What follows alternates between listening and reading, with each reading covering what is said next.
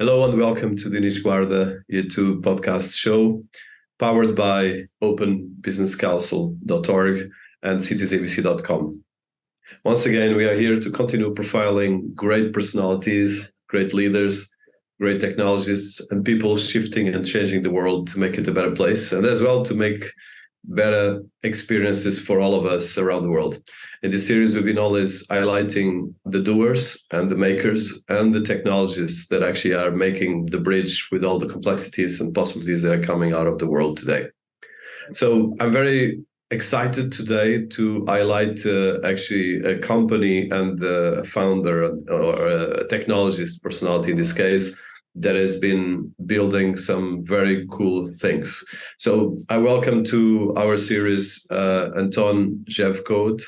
And Anton is quite an interesting and cutting-edge personality that is leading the technology for Lyst, one of the most, I would say, most fascinating global fashion shopping apps and platforms.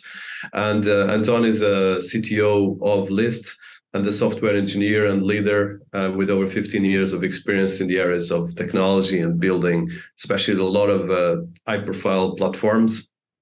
And as a leader of Lyst, that for people listening to us is one of the most downloaded premium fashion shopping apps in iOS globally. And really a great experience platform for people liking fashion and technology, but especially for the fashion addicts and people that really like the best brands in the world. Under Anton Jefcoate leadership, Lyst saw 1,700% growth in new users in 2021, and there's over 160 million shoppers every year. They offer shoppers to buy from an assortment of over 8 million products from 17,000 of the world leading brands, including Burberry, Valentino, Alexander McQueen, GQ, just to name a few. As a software engineer, educated from Canterbury Christchurch University, Anton's previously experience includes senior director at JustEatTakeaway.com, where he oversaw order processment systems. An expert in the areas of technical vision and strategy and leadership, Anton was also software developing team leader at IPT, where he managed an MVC quiz website app. He's been as well working and mentoring and overseeing architecture and maintaining platform stability. And as part of his work has been making bridges between high-profile technologies and as well working with big brands and big organizations, especially looking at digital technology, monetization, and retail. We're going to be talking today about him, about Lyst, and about as well the new innovation coming out of fashion industry and technology, one area that is very, very dear to me and very important for all of us because we all get some dress and different parts, but as well important in terms of the retail experiences that are becoming more and more sophisticated. So welcome to our series, Anton. It's a pleasure to have you here. Thank you very much, Dinis. Pleasure to be here, and thank you for that lovely warm welcome. I appreciate that. No, my pleasure. It's really what you're doing, and just the growth you did, the Lyst is really very impressive. So before we go to Lyst and everything you're doing, so let's start by, first of all, who you are, a bit of your background, and what made you become a CTO, and as well I always like some kind of personal experience that made, or at least a moment that made you decide where to go. Yeah, sure, I can do that. Absolutely. So I was born and raised here in the UK. I'm in our London office at the moment.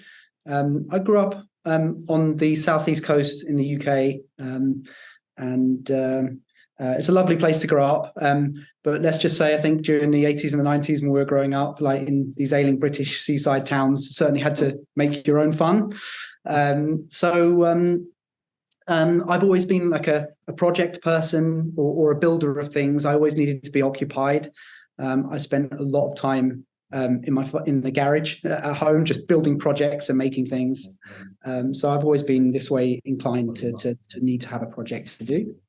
And I was very, very interested in technology from Well, as long as I can remember, and certainly, like, I remember getting the first home PC in our house, and we had some 8086 old machine, and it felt like DOS was an enigma. Microsoft DOS was an enigma for me to like decode at the time, which I was somewhat successful in getting my games to load. I spent a lot of time. I was a big LucasArts adventure game lover, so I played a lot of Monkey Island and those sorts of things over the years. I just had a fascination with technology, and so for me, it felt very, very natural. Everybody wants to do things that they like doing, right? And finding a career in something that you just love to do is very fortunate.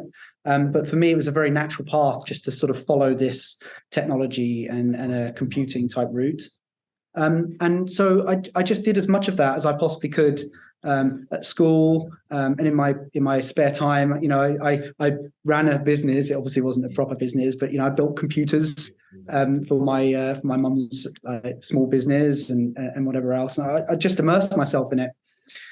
So for me, you mentioned my degree at Canterbury there. It's a very natural progression to just pick that up and follow it all the way through to higher education.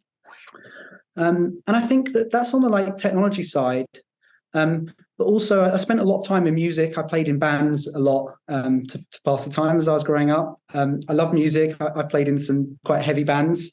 I won't name them, but you might be able to find them if you do a deep enough search around. There's a couple of albums out there.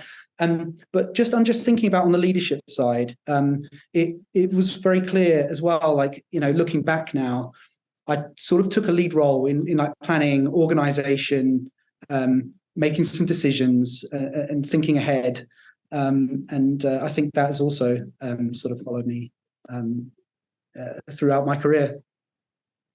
No, that's amazing. And of course now, so it's interesting because of course I found some things about you and music. So let's look at, for instance, the bridge, because of course right now technology is more and more hybrid. It touches a lot of different things, and especially when it comes to fashion, you have to create experiences, you have to create a lot of different things. But as a technologist and as a musician, a bit of an artist and the tech, how do you bridge the two things? Because I think that's a big thing that sometimes people, for instance, I've been finishing a book about I finished one about Elon Musk and one about Steve Jobs in particular. And really the engineering side and the creative side is something that people sometimes miscalculate and is more and more hybrid, especially right now with AI. So I want to touch a bit about that background of yours and how you keep the two things.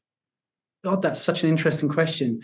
Quite a hard one to answer, I feel. I mean, I've felt before that what I would say about working in technology and coming from a very engineering background is it's most certainly a creative outlet as well as a scientific output. I mean, it's by its nature engineering, and it's quite processy and very, very structured. Obviously, coding languages are structured, and architecture is like applying structures. But also there is some sort of pattern or some sort of a creative expression in it that, as an engineer, I could sit back and look at my code and I could recognize it and sort of see how it was almost like art in a way. It sounds maybe a little silly, but I mean, I can understand the parallel and the link between the two things. Even so, I studied art at school. It was one of the projects I enjoyed. I made the worst visual designer, for the record, in history. I was just absolutely terrible at anything that involved the UI. So don't come to me for UI advice.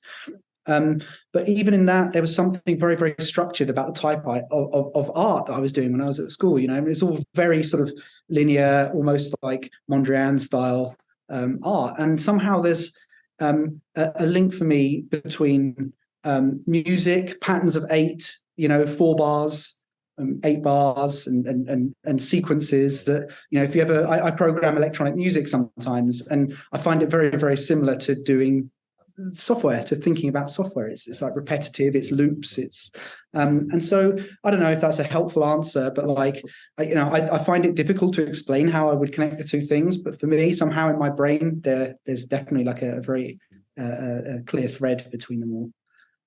Amazing. And so how did you get from the part of the the music and the creative background, or a musician, to the technology, and especially you were 9 years, of course, at the major brand as well, working with one of the most iconic food brands, or at least especially if you are in the UK. I mean, UK, most of the people probably around the world don't know so much, but it's a quite big.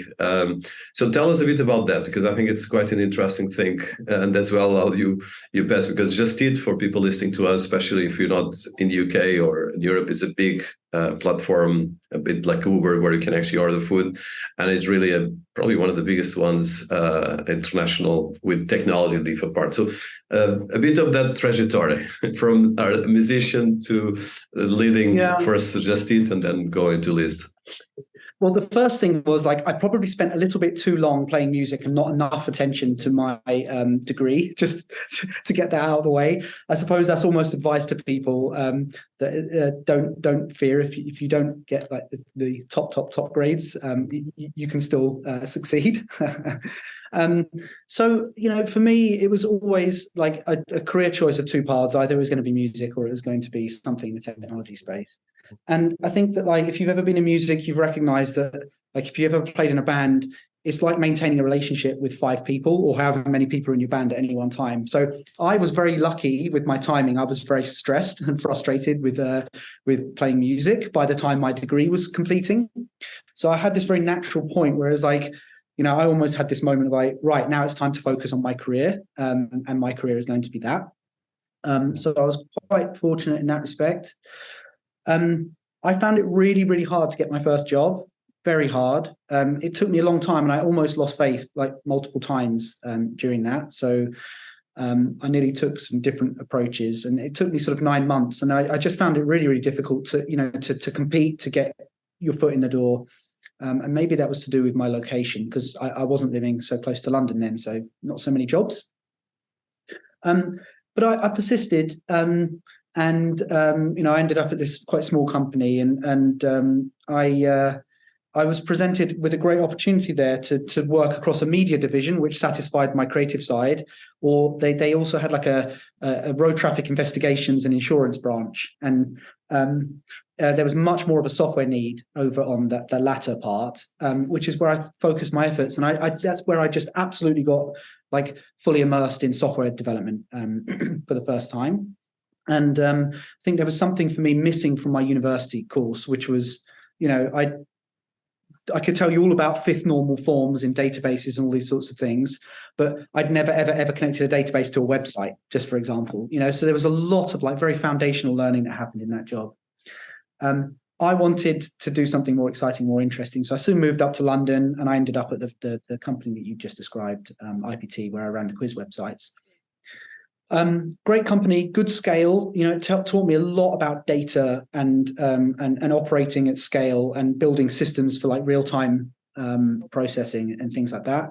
But more than that, I really had some great mentors who helped to recognize my leadership qualities. And soon I was in a team lead position at this company, which was really cool for me.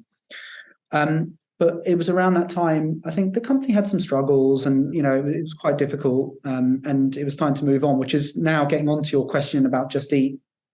I actually took a step back in my career, you could class it as. It was, for me, very good, but I gave up being like a engineering manager, and I went back to doing some engineering for a year. But I just wanted to go to Just Eat so much. And as you said, they're like very well known across the UK. They're a very European company, and they've got a lot of business in Canada as well. It's actually quite a global company. Australia, also New Zealand. And going there was where they just had the most fantastic culture. Everything they put out was just like, you could tell this was going to be a company that really did something. And so I took this job at Just Eat, and it was the most, you said I did 9 years there. I did 9.5 years. I did that because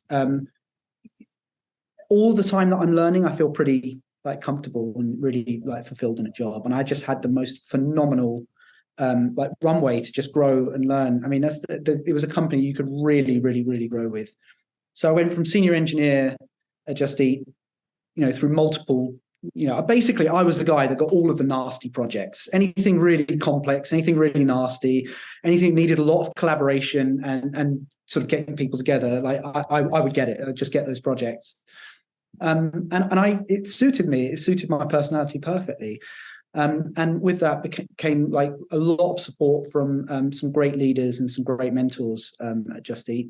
And as you said before, I mean, by the time I finished there, so you said, I mean, you probably managed to find my CV somewhere, which probably is stopped at order processing. But by the time I'd finished my job at my career at Just Eat, I was running like product engineering, which was like a 550 people team for all of the global platforms. For most of the markets, all of the key markets at least.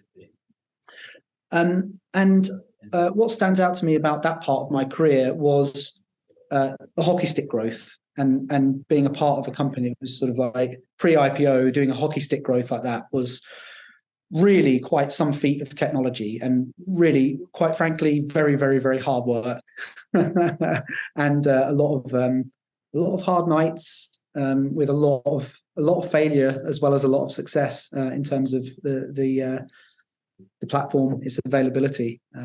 So yeah, we had a really, really exciting business and a really quite a great journey. Oh, fantastic! And of course, you have. There's a lot of to wrap up the first stage of the interview around you personally. You have as well, of course. Quite a lot of presence through your wife and through your musician background that it's all over the internet. So how do you deal with that part of technologist as well, working with an influencer wife and as well with your music? Because there's a couple of things that I found as well. But it's quite interesting going to Lyst because, of course, Lyst is about fashion and influencers and mostly about the technology on that part. I want to touch that. Well, yeah, interesting. I mean, so it's a very natural environment for me to land in this sort of like fashion-driven technology environment. It ticks many boxes. It certainly changed my conversation around the breakfast table from one partner talking about technology and the other partner talking about fashion and influencer life. Like there's more of a synergy. So it feels very natural. I test everything out, every new feature that Lyst builds, every thought that we're having, I test it on my wife because obviously when I've got that opportunity, I'm going to. So most certainly somewhere in the features that Lyst is building now is some of her feedback, I would have thought. I mean, what else to say, really? I mean, it just feels like a very natural sort of place to be, bridging sort of fashion and technology. Yeah, no, fantastic. So, and this is this question that, of course, I don't like to go into personal, but I'm interested because one of the biggest, I would say right now, the breakthrough in terms of technology and everything you're doing with Lyst and even with this podcast and everything is about how we profile personal brands. Of course, ecosystem of influencers or personalities, and then technology in order to get the returning rates that is important. Of course, increasing right now, we do this with AI tools and different things. So you are right now behind a very, I would say, extremely cool brand, Lyst. I think for people that don't know, please go and check. And this is not the sponsor interview, so just check Lyst. It's really amazing what you guys are doing. I think probably the only website that I see has some similarities is Farfetch. So tell us about Lyst, what you guys have been trying to do with Lyst, and as well your position as a CTO and a bit of your experience there, because like you said, you pushed the numbers quite significant. That's quite an achievement. Congratulations for that. But I know as well that there's a huge growth as well. Is I think is getting into unicorn territory as well. So I'm sure you have a lot of responsibility as well towards shareholders. But I would like to understand a bit of your work and how you see the brand and so forth. Yeah. Okay. So yeah, it's a really, really intriguing, exciting business with a lot of opportunity. I think we are very unique. One of the reasons I really wanted to come to Lyst is because of its unicity in this space. So unlike other brands, we are 100% a platform approach, a platform play. When I say platform, I don't just mean that we have a technology platform. That's not that unique. But very specifically for us, we hold the world's largest fashion catalog. And that is, as a platform, that means that we don't have inventory, we don't have stock. We're there to connect partners with customers. That's sort of what we do. So for partners, it's really about leveraging our technology, leveraging our position, and leveraging our scale to help partners to connect to new audiences, to better audiences. And for our customers, it's really about giving them the right level of insight and to be able to make really well-informed decisions. Again, through our technology, through our platform model, about what they're buying and where they should buy it from, or where they want to buy it from, and what that means for them. And you're right, look behind that, really at its core is the technology platform that's doing that. It's that pure platform play which really, really excites and intrigues me. And I think it's that gives us the ability to scale like nobody else in this space can scale. So I want to touch so you mentioned, first of all, that you guys are managing a huge amount of partners. That's, from a technology perspective, is a massive challenge. Of course, I've been interviewing here global personalities of AI and CEOs, and as well technology. So let's just look for some numbers for people listening to us, because I know that you're CTO, but I want to touch the technology and the rest of the things. So you guys have a catalog of around 17,000 brands, something like that, which makes us, I think, one of the world leading fashion brands in terms of stores. And you have as well, I don't know, this data is probably a bit dated, but around over 4 million fashion products. So it's quite a big number. We're talking about almost the size of Tell us a bit about that. I've got an update on those. Boy, so I'm just going in here to my sort of like prep doc, but we're nearing 10 million in-stock products. Wow. On the platform.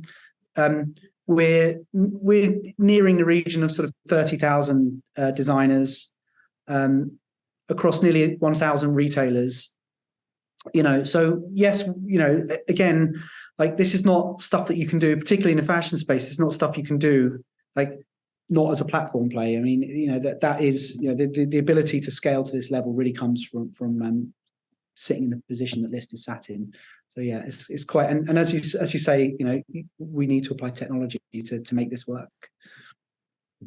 Well, it is quite impressive numbers, I think, and as well the quality of the platform. So tell us a bit, for people that don't know so much about Lyst, how it works, a bit of the work you've been doing in terms of the user journey, and how you manage all these different assets and fantastic platform. And really, I love the platform myself. I've been using it and testing it, and that's why I wanted to meet when I wanted to interview you guys. So a bit, tell us about it. Of course, the fashion is in a massive crossroad right now, and a lot of brands we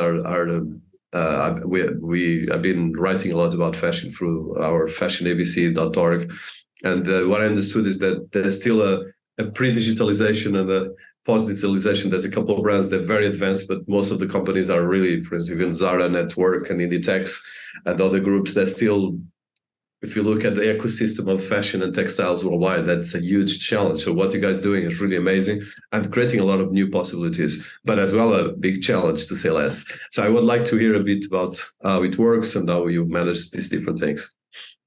Yeah, okay. So Lyst has been around over 10 years, and we have a really, really well-tuned model for, I suppose, marketing and acquiring customers and pushing through a funnel, and helping them find the products that they're after and passing them on to the appropriate retailer for them.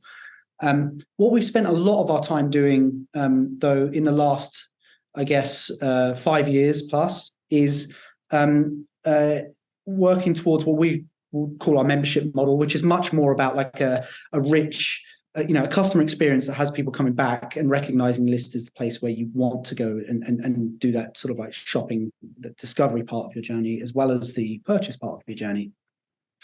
So this, like, we've had this big push for, like, we launched our apps a few years ago. By the way, if you've been testing the product and using the platform, really, in my opinion, actually in our opinion, the apps today is where you really get the premium experience and the best experience. It's where we showcase probably like the best of our AI and the best of our sort of like use of data to match customers and to give them the best experience. What were we trying to cover off? You wanted to hear about how we're applying technology? Sorry, just general how you manage the quantity of brands and the quantity of products, and as well because you are, like you said, an app and a search engine as well. So a bit of understanding for people listening to us that are less immersed on the brand. Yep. Sorry. Thanks for the pointer there. Yeah. We really think, like, so internally, I think of this as like we've got one branch of the business which is really focused on our sort of like B2B connectivity. So a lot of time and effort goes into building, maintaining, improving, but getting those connections out from Lyst into the rest of the fashion world. And it's a really, really hard space because there's no sort of like, there's no standard, there's no one size fits all, there's no API definition or like standard structure for sharing like fashion catalogs. That doesn't exist.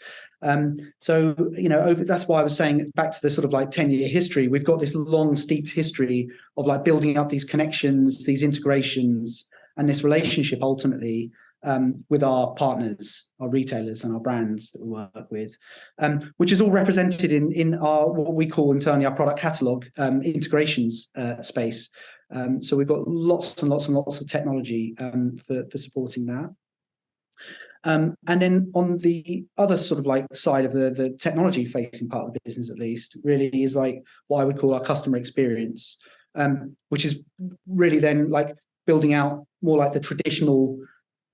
Actually, it's not really traditional e-com. It's more like a multi-sided marketplace, sort of like customer front end, which is ultimately collecting that catalog, that database up, and listening to the way the data is moving, and presenting that in ways that are helpful to the customer. So, for example, if you've got a catalog filled with, let's say, nearly 10 million products, if you do a search for dresses, there's a lot of content to come back. Yeah. So we need technology to support like doing searches at that type of scale. Okay. But more than that, I think we have to think, it's not like a curated website that you could go to that has maybe 10, 20 niche brands that have been selected that you're going to feel really comfortable like this, going to this website represents the type of shopping I want to do. We have it all. We've got everything there. And so we have to work in a different way, and we have to work quite hard to take the signals that we get from the customers and that catalog that we've been pulling in and ingesting all those products, like, to get those surfaced in a way that's meaningful for a customer. So, we take everything that we can get, and we get nearly 15 million data points every day, which tell us something about the way people like to shop fashion. So, that's maybe us recording the color selections that people are making, recording the types of brands that they're clicking through on from, say, a Google search, and what brands they then go on to. And we sort of pull all of this data together, and we try to build up the most rich experience, the richest picture we possibly can of what that customer might be looking for, and surface that through our lists. So, all of our search results, all of our product feeds, they're all powered by machine learning and AI approaches to help us try to get the right things in front of customers to demystify this massive and vast fashion catalog. Yeah, that's really impressive. And once this is a show, of course, targeting technology. So I'm actually having some UI UX of the app in front of me that I prepared for the meeting. So in the app, you have the search, and you can shop, like you mentioned, the data points around shop iconic brands, fashion sale alerts, find the best price, and of course get inside the shopping tips and a lot of different things around this. And you have actually very good reviews both in the Apple Store and the Google Store. So from a product user journey, and of course, if I make a comparison, I would say in terms of product, probably you guys are an hybrid as well, because you touch a lot of the areas of Farfetch, especially on the premium side. But Farfetch has their own more exclusive things. You are much broader. So the goal with Lyst is to become one of the hubs for the fashion premium brands to be associated with you. Tell us a bit about the vision that you guys have, and what is the vision for both the app, the sales, and the technology. So we do segment, our customers, and we have different ways of talking about and reasoning about our customers. There's absolutely no doubt that we are focused on the higher end. That we don't, that's not at the exclusion of our slightly less sort of like high-end leaning customers. We have many of them, and they're an important part of our portfolio, quite honestly. But really, for us, I think that it's really about offering the choice to the customer, and it's really about leveraging the catalog to allow our customers to make informed choices about the type of fashion that they want to purchase and the way that they want to shop. We've got future thinking around sustainable and how that plays in. So like in terms of vision, I could see that factoring in. More and more people these days are shopping around like ecological and ethical mindsets. I think that we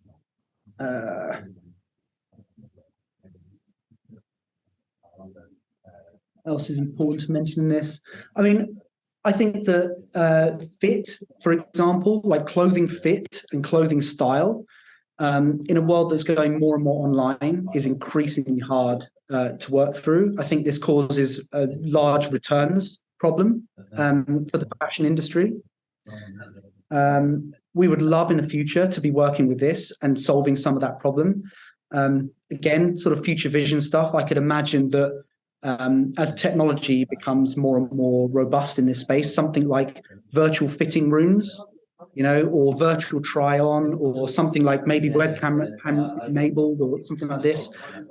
I could imagine that might become a thing, and I think I could imagine that revolutionizing the industry. Like in terms of vision, I could imagine that should be a place where Lyst starts to offer a better shopping experience for customers. But it's not just that. You think about it as an entire flywheel, but maybe that also starts to contribute to less diesel spent on deliveries for returns, and production of clothes that are not needed anymore, or go on the waste bin. Because they're garments that have come back in a poor state and are not, resellable after a return. So I think there's like a whole ton of opportunity still sat like inside this sort of like model, which I think the technology can help us to unlock. And most certainly, I see that this will play a part in that future in some way. It's amazing what you guys are doing, and as well how you've been achieving, of course, a big market that keeps on growing. So in terms of, I have a couple of questions here in terms of the bridge between, of course, fashion technology and as well the direction. So let's start by, I mentioned influencers. Of course, you have a family relations with one, but how do you deal, for instance, there's a lot of, for instance, if you look at competitors and of course the landscape, you have Farfetch, you have Vestiaire, you have Mr. Porter. There are probably some of the apps that have similar audiences, but they are very different because your platform is very different on that direction. For instance, the first question is, influencer marketing is probably one of the biggest things right now digitally. So from the conversion point of the app, and I'm going a bit technical, but this channel is a bit more technical. So are you using the relationship between influencer marketing to funnels of getting some of these products and brands and engaging, or you purely right now for the funnel of the app and engaging purely for the direction between the app and the present custom base that you have? Because you have, of course, 200 million people plus. Yeah, good question. And so I know that we have done some small scale experiments with influencer marketing in the past. Our brand marketing team we've done a lot of work, and we've got. Have you heard of? I'm sure you might have come across the Lyst index somewhere in your journey. I was going to ask about that. Okay. So yeah. Well, yeah, it's a good example, I think, of like where as a platform play, as somewhere that hoovers up all fashion, but also ultimately as probably having the largest data set in fashion, we get to demonstrate that. And I mean, the Lyst 50 is fought over, in a nice way, but like the brands want to be in it, it's a good way to demonstrate your growth as a brand. It's become almost like a test of whether or not you're successful and growing as a brand. Getting into that Lyst top 10 is now cherished, and the 50. So I think, we've worked a little bit with some small experiments in influencer marketing. For us at the moment, I think that it's more about, giving some fashion insight to our social channels. You'll notice on the Lyst Instagram social channel, for example, with the Fashion Week that just went recently. We were invited to a lot of shows, and we've put out a lot of content, a lot of inside and exclusive content from those shows. And like we do really well with that. I think our social channels are buzzing. I did see some numbers, they elude me now, but we've had some huge growth across TikTok and Instagram with our the content that we're putting out. And it's because I think that like we're quite tuned in to the way people are using those social channels. We're quite tuned into some of the social context around fashion. We understand this, and we make sure to produce content sort of matches that. So I think like my answer at the moment is like right now we don't do a lot of like heavy influencer-led marketing, but we have like a fantastic brand team who are doing a lot of work with our social channels, and it's really quite a successful branding route for us. And for instance, I'm going to put my geek hack hat here. So in terms of, for instance, a lot of right now new trends around fashion tech is to include, like you mentioned, indexes and data around influencer consumption around the product. So at the moment, from your funnel perspective, in terms of the Lyst, you mentioned the index, but do you have a community around Lyst? Is something that you want to engage more, or any ideas on that level? I'm just right now putting my geek hack at, because of course you guys have a massive amount of data and a massive amount of information, which actually I think is still missing a lot in the industry. I think there's a lot of information, but a lot of this information is controlled by just corporates, not really from the public in general. Yeah. I think that where you're really going to see mostly like any sort of like community and loyal followership of Lyst is really going to be on two fronts. It's those social channels that I just mentioned, but it's also the kind of like the membership experience that we built out in the apps, and everything you get with that in terms of like, the product recommendations and just customer loyalty ultimately through our membership model. I think that, over the coming couple of years, like that sort of like branding space will be something where we probably invest increasing amounts of time. No, fantastic. So of course I could not speak. I know that I didn't saw any information about that, but one of the things is being the CTO as well. So one of the things right now happening is immersive experience in fashion, metaverse, virtual shops and things like that. Is one area that you were expanding. You mentioned, for instance, the possibility of looking how it looks in your body, AR, VR. So tell us about what innovations you guys are checking on that area. Yeah. Okay. So opinion, by the way, and I'm sitting poised, waiting to be proven wrong. I'm not quite sure that the virtual fitting room type technology is really fully there yet. We've done some experiments. We've done some hackathons around things like virtual fitting rooms or shop the look, and technology to sort of like place garments with other garments. And I don't know if you ever had them like when you were a kid, but sometimes at the moment did you ever have those books where you get the animals and you change the top and you change the middle and you change the bottom? My daughter. I love these books. Yeah, me too. But I don't know if I did really. I'm just saying that. But like, yeah, I feel like at the moment, like the kind of shop the look thing where you're trying to pick pieces to go together. I think AI is on the cusp of changing this at the moment because the stuff that's happening with images is really phenomenal, incredible. But I think we're at risk of it looking a little bit too much like this book where you've got the head of an elephant, the body of a giraffe, and like the legs of a caterpillar or something. So for shop the look, I think it's more like, yes, that's our vision. And at some point those things will come. And we're just keeping our eyes on the technology. I think virtual fitting rooms, I think that might be even closer. I mean, I've used the glasses websites where you can virtually try on the glasses and all these sorts of things, and sometimes they work quite nicely. I think also sometimes they may be a little too early still. Also, but still, I think the problem here is things like seeing how a particular shirt, the material, how does it fall on your body? How does that make the look feel? Just to give you one example, but I think there's a lot still that needs to be done in this space, and trying to get somebody's size to make a fit when you're virtual is also really a very hard problem. And some of these things we've experimented in our hackathons as little tests to see where the technology is at. At the moment, like I said, waiting to be proven wrong. And so if there's anyone out there that is ready to prove me wrong, please drop a message. With some hints and tips. But for me, these are perhaps just a little early on.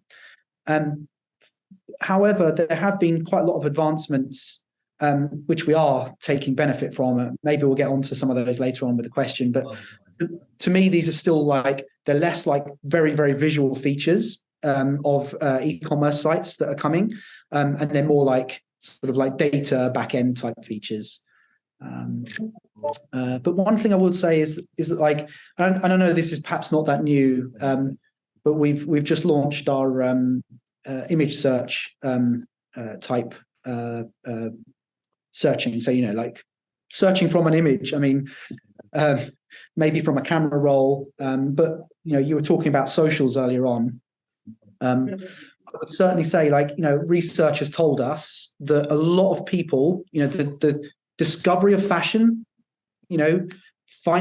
working out what you like, thinking about the types of purchases, maybe 6 months ahead, 3 months ahead, like that inspiration is happening everywhere. It's happening in magazines, it's happening in social media, it's happening out on the street, it's happening at parties when people see their friends and they like their jacket, whatever else.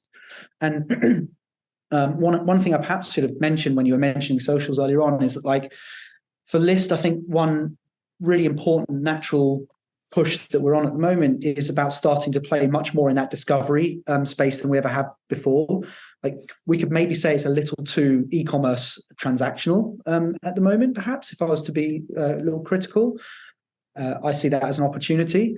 It's in our internal staff beta, but on my phone, even the last few days, I've been experimenting with I follow some fashion brands on Instagram and clicking straight out from socials into the Lyst app to get that search experience and searching straight from the image that you've shared. It's actually proving to be really quite powerful now. And I think maybe a year ago, this was nowhere near as powerful as it is today. So there's still a lot of really exciting technology evolution coming that I think helps us to change the way that our products fit into the market. No, fantastic. So, and I completely agree that there's a lot of things that technology doesn't replace completely. A lot of interactions, and there's a mix of a lot of different things that are hybrid. So I know we There's two questions I want to touch as we wrap up in a while. So the first one is, so you have an executive from Spotify, and as well, you've been pushing the strategy of an app, as you mentioned before. So at the moment, in terms of AI, how do you see AI when it comes to the app? You touched it around the data. I'm sure you guys have to use a lot of data analytics, but that is not really still AI, because at the moment, for instance, even ChatGPT and all these major platforms you mentioned, images, it's really disruptive, even for instance, for creating new fashion trends. I've been playing around with the human AI avatars, and actually we're building that even here on this channel. We've been actually talking about that. And it's going to be disrupt a lot for us. We're working with an agency in Hong Kong that is a very good friend of ours. And it was actually profiled here. I profile actually some of these companies in the channel. And for instance, they created a fashion influencer that interacts with brands and does a lot of different things. So there's a couple of brands that build as well right now experience between the metaverse, the AI, and these different experiences. As a mainstream app that is, of course, dealing with premium brands, how do you see, first of all, AI, and then this bridge with the metaverse, immersive experiences, and all these kind of virtual influences that are coming out of this? Because I see them as AI as well. So, yeah. I can understand what you mean by that. I think, okay, I can understand why you say that. So the definition of AI is like really hard, as we all know. Like it's not actually clear. So let's just get that bit out of the way. Yes, it's very important. I agree. It is, and like, we had this really interesting conversation internally, where some of my peers were asking, well, what are we doing with AI? And I said, well, what do you mean? And sort of we got into like quite a deep discussion about over many weeks about what that meant for Lyst. And I found it interesting because Lyst has got a long history with machine learning. Since 2013, we've applied a lot of machine learning across the product to solve this problem of such a vast catalog. And that's, as I alluded to earlier on, that's like collaborative filtering techniques for recommending products, the right products to customers, to visual recognition of the catalog items. I mean, if you imagine, for example, we've got like multi-brand retailers on our platform and brands, and they're all pulling in at points the same product, but with different photographs of those products and different descriptions. And it's really like, it's very, very, very messy data. So I would argue that we use artificial intelligence, and I would argue that we use artificial intelligence whenever we use computer vision to look at an image and interpret the image and turn that image into some computerized or like data form that allows us to work out whether or not it's actually the same image, the same product, which is something that we do today. We've invested quite a bit of time and effort recently using an open source library from OpenAI, which is based on their large language model at some point in the past. It's an open source library. But what we're doing with that is using it to interpret fashion attributes. Like maybe this is a tight-fitting shirt, maybe this is a Western cut, especially because of the buttons. Maybe it's long pointy collars, those sorts of things, and building up a view of these fashion attributes that our customers interact with, and what's best suited for each individual customer. Like this is our personalization experience. And I would argue that's AI also, because what's it doing is using a large language model to infer human language context around an image that it's looking at with its retina, and its retina is the binary image of a file that you upload and its interpretation of it. So when I think of AI, I sort of think about that, and I think like we're doing it. And we're using it, and we have been using many aspects of AI over time. But yes, I also understand your point. There's almost something freeform about asking questions to something which replies to you with intelligent results and understands the meaning behind the things that you're asking. And again, I think that partially we're doing that. It's less human interaction AI that we're using today across the product. I think there will become a point, I've seen the trials, lots of people have done these sort of like AI shopping assistant type things, and I try and compare it, and I think about it, in comparison with like a human shopping assistant that many of the high-end brands offer via WhatsApp, who tells you about new things that are coming in. Spotify have tried this, as you alluded to, I think, with their kind of like robot, their AI DJ. I'm not sure yet. I think that, do e-commerce customers, do they yet trust and do they have great experiences with these virtual assistants? And do people want to type in, no, I'm not quite into that, I want something else. I'm looking for something a little, it's all very long form. It's all very difficult. And I'm not quite there. And nobody's talking about major success with this either. I don't see tons and tons of articles being pumped out from e-commerce saying how fantastic and what an uplift and how incredible the experience now is for the customer now that they've added in their virtual shopping assistant. And again, I put this back into the same category I was saying, is like, I'm not saying that those won't become really great foundational things at some point. I'm almost just standing, waiting for them to turn into something really, really like useful and really, really like loved by a customer. And then on the metaverse side of things, I don't know, man. I think like maybe that's off in the future. I don't know. Let's see what Zuck has to say about it in his next update to shareholders.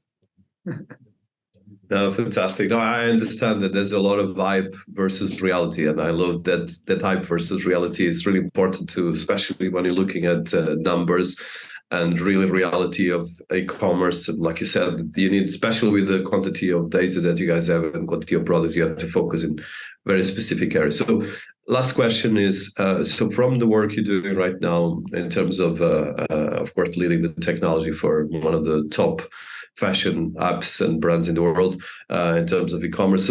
So what would be the main highlight that you want to share with our audience? Of course, whatever you can share public. I always like to have a bit of a moonshot vision from you. So I think that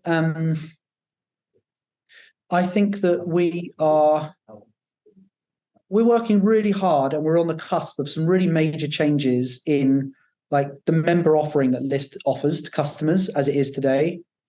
I think that we've come on leaps and bounds in the quality of the data that we have in our platform to enable fantastic experiences.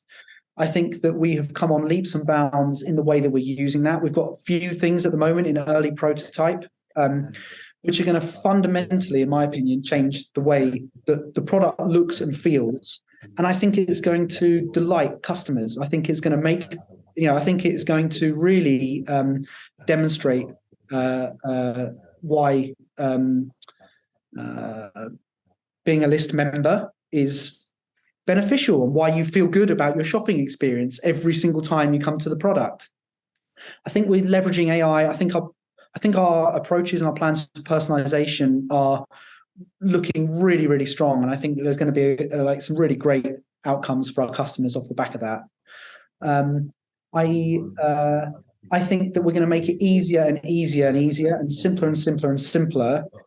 I think we're going to take the customer pain point away of discovery in the fashion space, and I think we're going to do that across many, many, many channels. I think we're going to do that across social media. I think we're going to do that across fashion in the street. I think we're going to be in a situation where, some of the technology that we're putting into our app for doing, this image sort of search is going to help customers to really find the things they're looking for and take away that kind of stress. We get all sorts of feedback about people screenshotting, and some people take screenshots and they've got screenshot portfolios of all the fashion they want to buy. Some people have text lists of the things, which is even more complex because they've gone off and done the research already and then kept text, and then they'll go and do a search. Like, we want to take all of that pain away. And I think that we're on that journey, and I think we're delivering against that. And I think that the big change is still to come with the latest technology that we're deploying to do that. So that's what I'm the most excited about. I think that within a very short amount of time, we really are going to crack the nut of having a shop which being the place that stops you having to shop around. And for me, that's a really exciting prospect. Oh, amazing. And well, it's I think what you guys are doing is already quite exciting, and congratulations for the fantastic work. I know that it's not easy to build what you guys are doing and keep it going and pushing it forward, because the boundaries and the competition in e-commerce are completely crazy. But you guys are really achieving great results. And I know this year you've been doing a lot of interesting things and pushing it forward. So I want to thank you for your time, Anton. There's a lot more questions, but probably take it. I'm going to do a special about fashion tech. I might get you in and we'll talk this. Thank you so much for your time. Been fantastic. Congratulations to you and to everyone in Lyst, and continued success. Anytime, Dinis. Thank you very much for your time, and thanks for having me as a guest. Thank you so much.